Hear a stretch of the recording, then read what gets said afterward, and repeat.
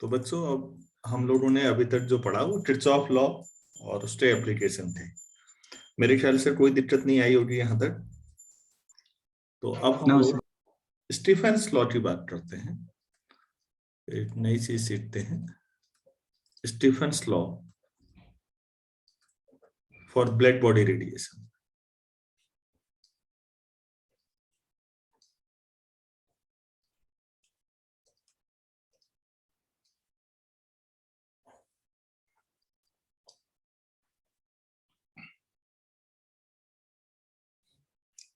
Stephen साहब का ये कहना है कि अगर मेरे पास कोई परफेक्टली ब्लैक बॉडी है और ये टी केल्विन पर है तो जाहिर सी बात है इससे एमिशन होगा।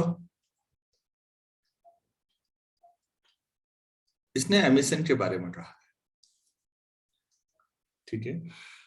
तो इन्होंने ये कहा है कि जो एनर्जी एमिटेड होगी, अभी लिखिएगा मत समझिएगा, वो हमेशा टेम्परेचर की फोर्थ पावर के प्रोपोर्शनल।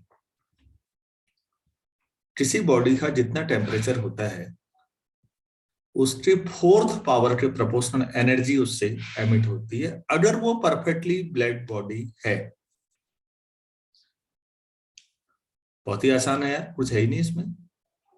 बात समझ में आई या नहीं आई? परफेक्टली ब्लैक हाँ सर। बॉडी का टेम्परेचर टी केल्विन है तो उससे निकलने वाली एनर्जी टी की पावर 4 के डायरेक्टली प्रोपोर्शनल होती है। क्लियर है? चलिए लिखिए, एक्सपेरिमेंटल लॉ है एक सीधे। The total amount of heat energy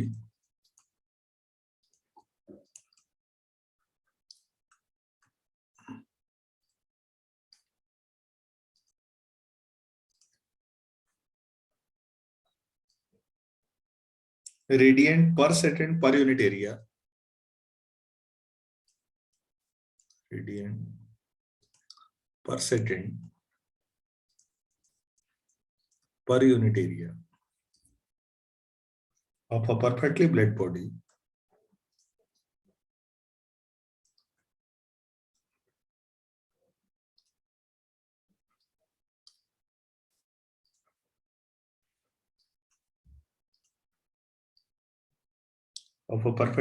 body is directly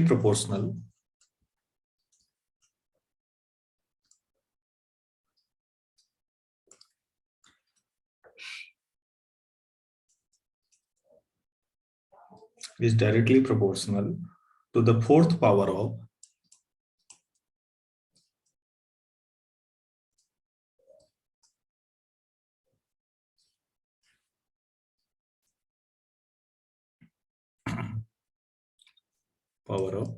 T Kelvin। बस सीधे, ज्यादा।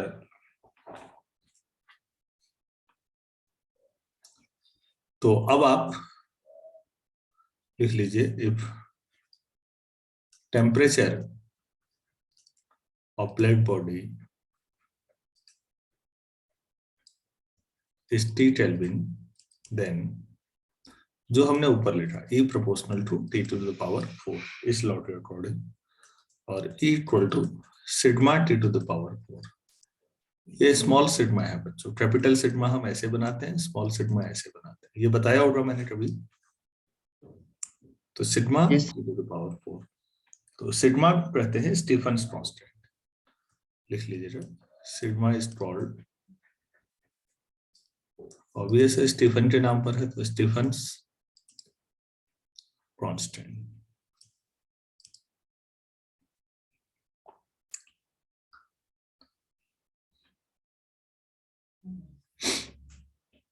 तो आप निकाल भी सकते हैं डायमेंशन वाले मेथड से, डायमेंशनल एनालिसिस की मदद से, क्योंकि एनर्जी का वर्क का डायमेंशन होगा तो सिग्मा के डायमेंशन निकाल सकते हैं। थीटा आपको मालूम ही होगा, थीटा हम लोग करते हैं ना।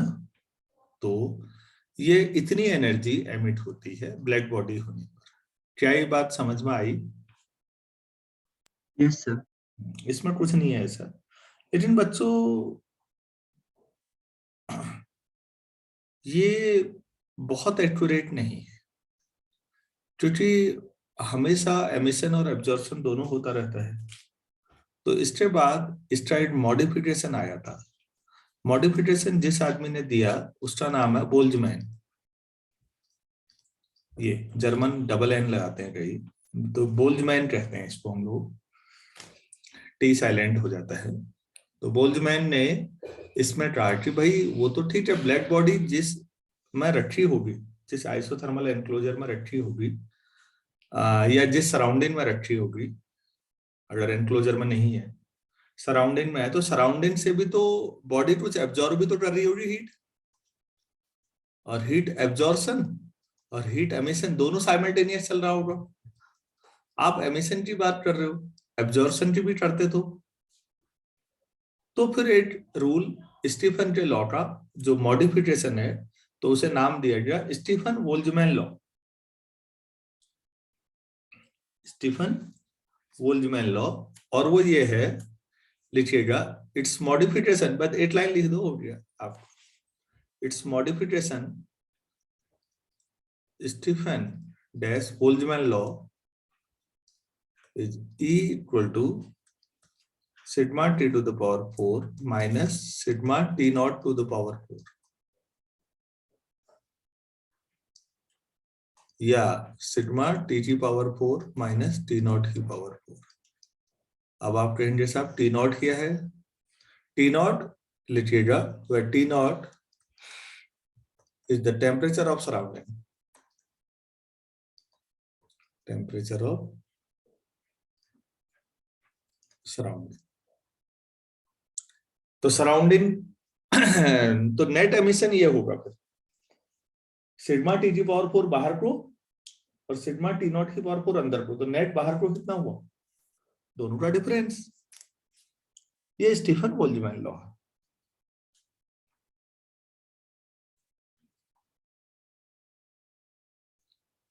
इतना क्लियर है? Yes sir. चलिए एक सवाल करते हैं इस बेस पर।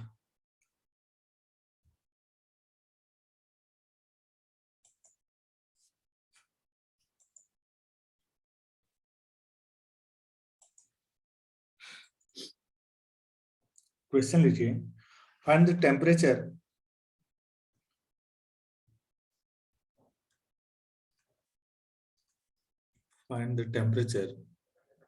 at which a perfect blood body radiates, a perfect blood body radiates at the rate of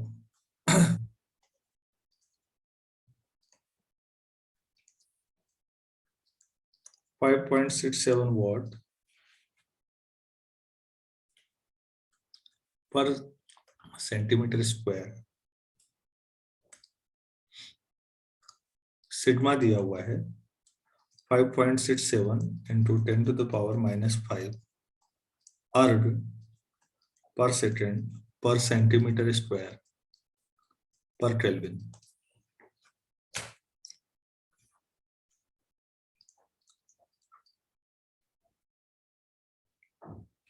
तो स्टीफन लॉ से equal to sigma T to the power 4। सभी यूनिट मेरे ख्याल से सीजीएस में है, तो कोई दिक्कत नहीं है। ई कितना है? 5.67 sigma 5.67 into 10 to the power minus 5 अर्ग।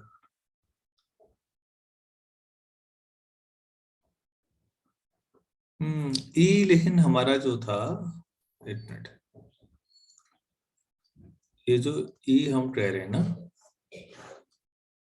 सॉरी 5.67 वाट है ना, ये तो इसको भी तो, ये तो एमटीएस सिस्टम में है। 5.67 याद है, अर्ग में बदलेंगे तो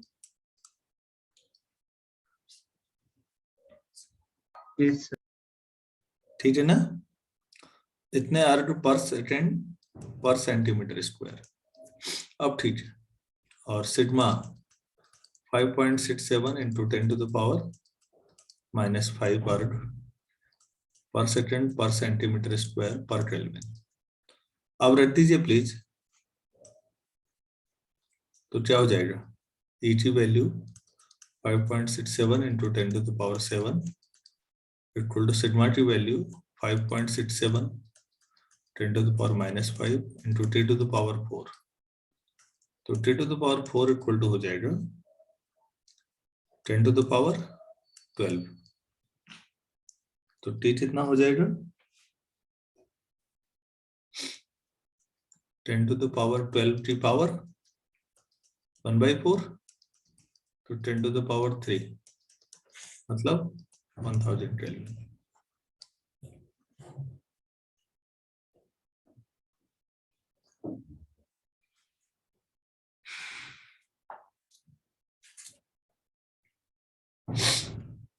ये बात समझ में आई नहीं आई बताइए.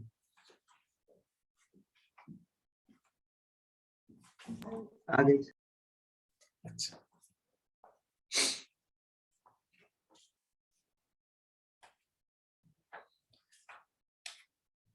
चलिए ठीक है. तो अब हम लोग इसमें स्टीफन लॉ पे ही सवाल पूछना है. अगर आपके लेवल पे जितने सवाल, स्टीफन बोल्ट्जमैन लॉ बस मालूम होना चाहिए, ज्यादा की जरूरत नहीं है. अब बच्चों यहां से हम एक लॉ निकाल सकते हैं जिसको कहते हैं Newton's law of cooling. Newton's law of cooling.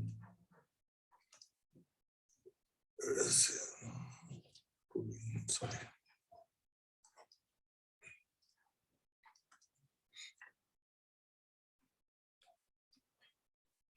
ये दो तरीके से डिराइव किया जा सकता है न्यूटन्स लॉ ऑफ कूलिंग. इस लॉ में क्या कहा गया है जरा ध्यान दीजिए. इसने ये कहा कि किसी भी बॉडी का जो रेट ऑफ एमिशन है एनर्जी का किसी भी बॉडी से, वो हमेशा बॉडी का टेम्परेचर और सराउंडिंग के टेम्परेचर के डिफरेंस के प्रोपोर्शनल है. अभी लिखना नहीं है, केवल समझिएगा मैं क्या कह रहा हूं. किसी भी बॉडी का लॉस ऑफ एनर्जी हमेशा किस पर डिपेंड करती है?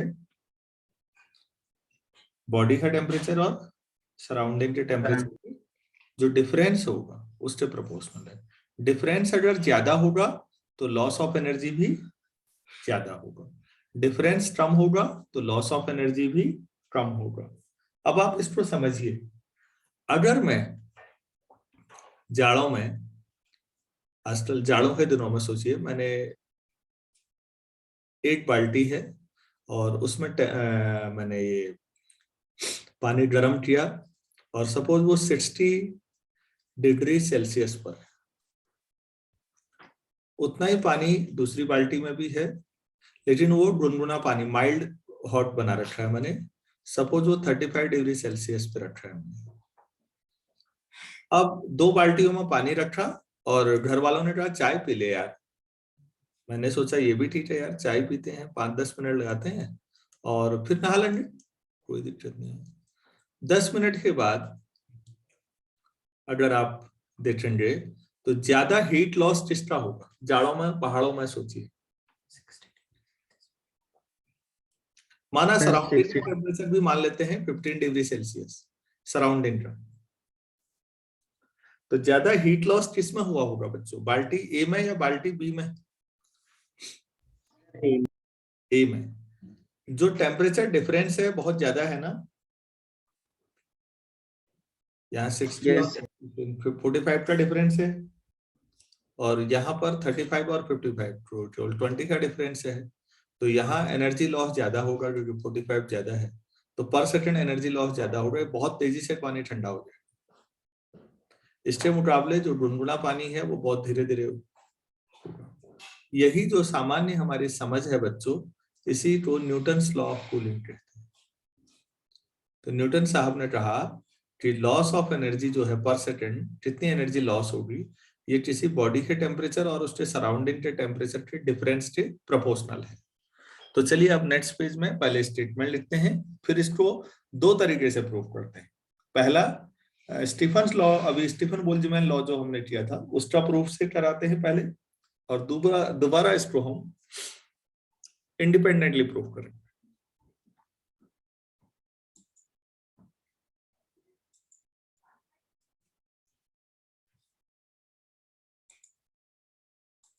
तो ये deduction Newton's law of cooling heading डाल दिया होगा आप लोगों ने। तो इसमें पहला मेथड है deduction from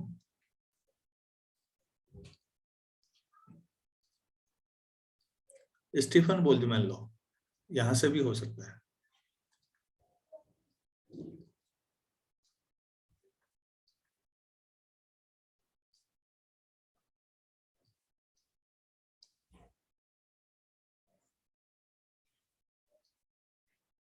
deduction from Stefan Boltzmann law, ठीक है।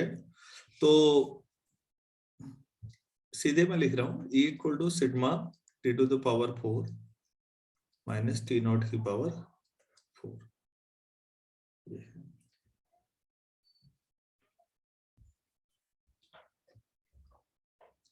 तो मैं मान लेता हूं let T equal to T naught plus delta T है। तो ये हो जाएगा sigma T naught plus delta T की पावर 4 माइनस टी नॉट की पावर 4। तो टी नॉट कॉमन ले लेते हैं बच्चों। तो सिग्मा टी नॉट की पावर 4 कॉमन आ जाएगा। 1 plus delta T upon T naught की पावर 4 माइनस 1, ऐसा आ जाएगा, ठीक है। 1 प्लस एन इंटू एक्स, नहीं 1 plus x T power n अगर आपके पास है तो इसका अप्रोक्सीमेशन करेंगे तो कितना आ जाता है 1 प्लस एन एक्स। अगर ज्यादा खोलेंगे तो आगे की टर्म भी आएंगी, लेकिन क्योंकि अगर x बहुत छोटा है तो फिर आप इतना ले सकते हैं। तो बाइनोमियल अप्रोक्सीमेशन करेंगे तो यहां पर कितना आएगा 1 plus 4 times delta T upon T naught minus 1। तो माइनस 1 प्लस 1 कैंसिल हो जाएगा। सिग्मा टी नॉट की power 4 times delta T upon T naught. तो loss of energy per second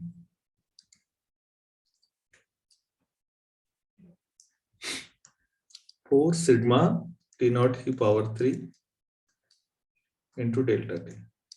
ये कांस्टेंट है, तो this is proportional to delta T. Delta T क्या है जरा शुरू में देखिए तो ये यहां से loss of energy per second proportional to T minus T naught. Temperature difference between system and surrounding. Clear है? Yes, sir. तो किसी भी सिस्टम और उसके थर्मल सिस्टम और उसके सराउंडिंग का जो टेम्परेचर डिफरेंस है वो उसके डिफरेंस से प्रोपोर्शनल होता है लॉस ऑफ एनर्जी। हम ये मानते हैं कि सराउंडिंग का टेम्परेचर भी कांस्टेंट बना हुआ है, हाँ टी नॉट, इसलिए उसको कांस्टेंट लिया है, जितना है उतना ही रह रहा है। हम उस समय की बात कर रहे हैं। तो ये स्टीफन बोल्ट्जमैन लॉ से डेरिवेशन से डिडक्शन हुआ, मतलब उसी से डायरेक्टली निकल गया, लेकिन ये इंडिपेंडेंटली भी डिराइव किया जा सकता है। इसके लिए जरूरी नहीं है कि आप स्टीफन बोल्ट्जमैन लॉ से ऐसे ही काम करें। आप इंडिपेंडेंटली कैसे डिराइव करेंगे आप उसको भी सीख लेते हैं।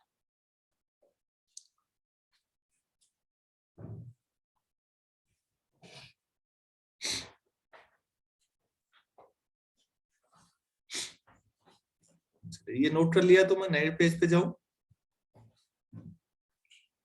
Yes, sir. अच्छा, तो हम इसको दोबारा प्रूव करते हैं। इंडिपेंडेंट प्रूफ हेडिंग डालिएगा।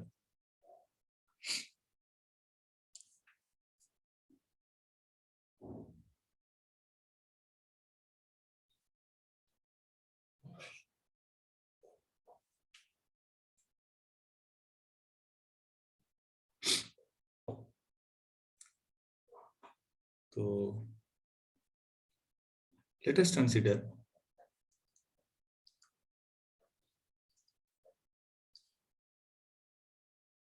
a hot body at a temperature T Kelvin or kept in a surrounding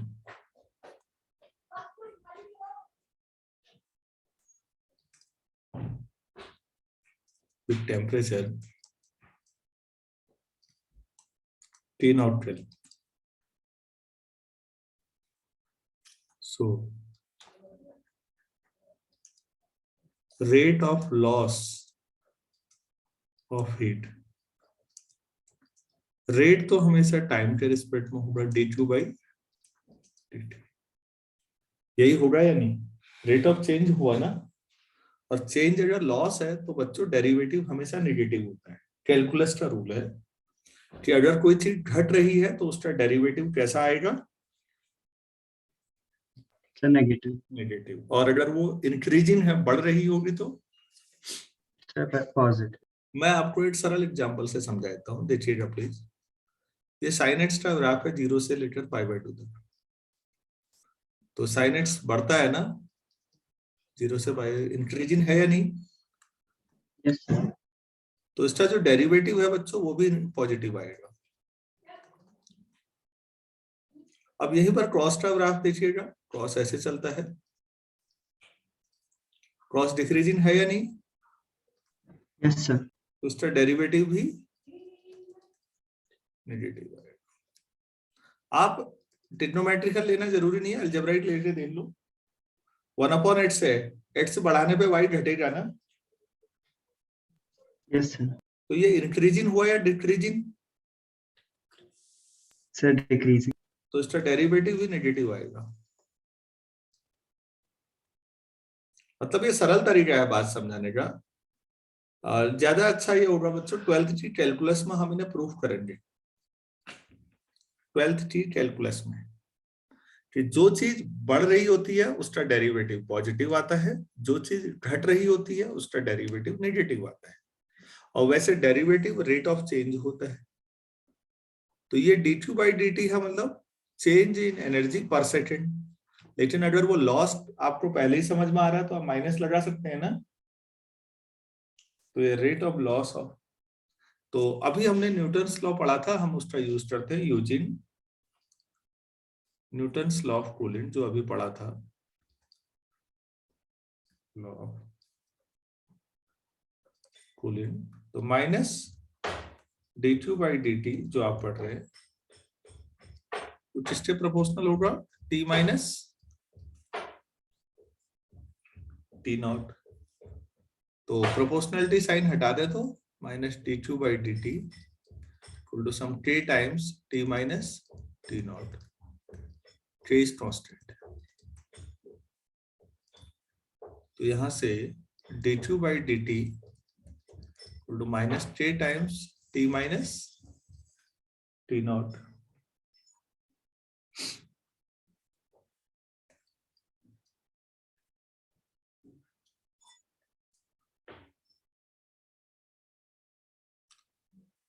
clear है इतना? Yes sir. अच्छा अच्छा बच्चों, डी2 कितना होता है? mc इंटू डेल्टा टी, याद है? Q इक्वल टू हम mcv डेल्टा टी करते थे, specific heat at constant volume या प्रेशर। अभी हम इस पे चक्कर में नहीं पड़ रहे कि वॉल्यूम कांस्टेंट या प्रेशर कांस्टेंट। तो m इंटू सी इंटू डेल्टा टी या dt लिख सकते हैं या नहीं? Yes sir. अच्छा यहाँ पर ध्यान रखिएगा, डेल्टा टी दो है, अब dt मतलब एक, ये जो अभी आया है ये वाला जहां टिक का निशान किया है ये टेम्परेचर डिफरेंस है। लेकिन जो अभी तक चल रहा था ऊपर वो टाइम डिफरेंट है, डेल्टा टी। स्मॉल टी और कैपिटल टी का ध्यान रखना है, कैंसिल नहीं कर देना है। कैपिटल टी टेम्परेचर के लिए है और स्मॉल टी टाइम टाइम के लिए है, बिल्कुल। तो बच्चों दोनों को इसको डी2 की ये वैल्यू 1 में रख दो। तो mc dt upon dt small t equal to -t times t minus t naught. तो dt upon d small t equal to ऐसा ठीक है, k अपॉन mc टू कुछ नया कांस्टेंट रख देते हैं, k1, तो -k1 times t minus t naught, where जिसको k1 माना है एक्चुअली k अपॉन कांस्टेंट है। ये mc जो है ये k अपॉन mc जाएगा राइट साइड,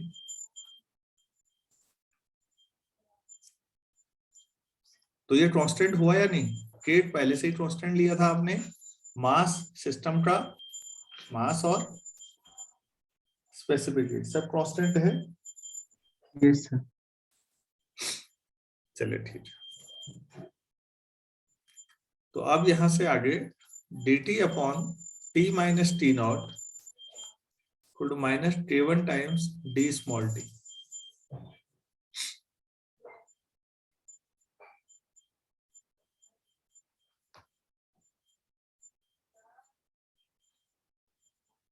इंटीग्रेट कर सकते हैं आप चाहे दोनों साइड, तो लेफ्ट साइड का इंटीग्रेशन आ जाएगा log of t minus T naught base e equal to -k1 times t plus कोई कांस्टेंट इंटीग्रेशन का सपोज।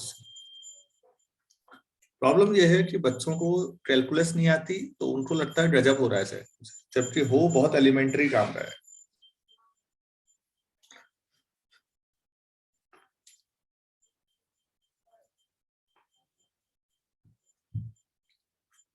आप लोगों से इसका डेरिवेशन पूछा जा सकता है, स्कूल्स में तो मुश्किल है लेकिन वैसे आ सकता है।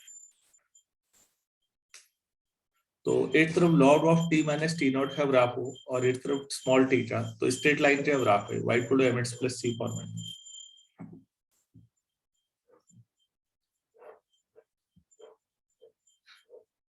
तो अगर आप, मैं ऐसे ले लेता हूँ, एक तरफ आप